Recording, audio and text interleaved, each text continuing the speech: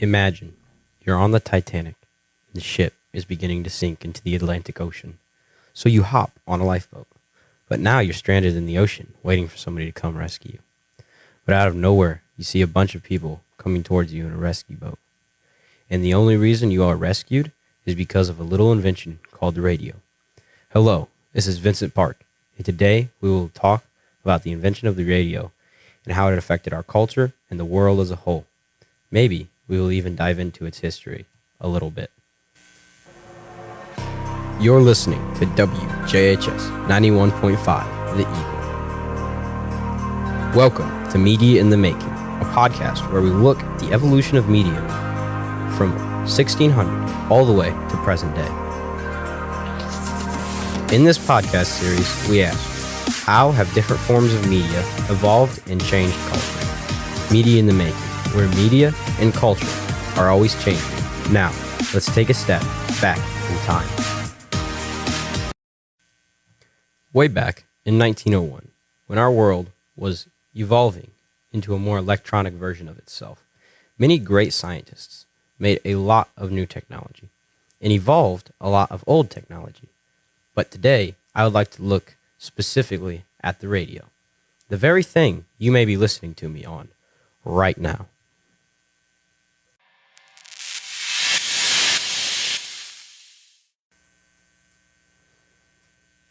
The very first thoughts of the radio were something called the wireless telegraph. While thought up by Nikola Tesla, it was originally invented by Guglielmo Marconi. Now, since I am not able to pronounce his first name the best, I will just refer to him as Marconi for the rest of the time. In the year 1901, Marconi would perform the very first transmission through wireless telegraph, or as we know it today, radio. This would be groundbreaking in technology and how we communicate. During the First World War, we would begin calling in mortar strikes from radio, being able to communicate on the front lines, and this also changed the fact that soldiers no longer had to wait 1 to 2 weeks for news to get to them on the front lines. However, the soldiers of the Great War were not the only ones affected by the radio. Civilians were able to now send important messages, like the death of a family member, or maybe just the neighborhood gossip.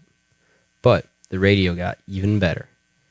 When you think of the radio, you might think the thing you have in your car that plays music, but that actually didn't come around with the first radio transmission.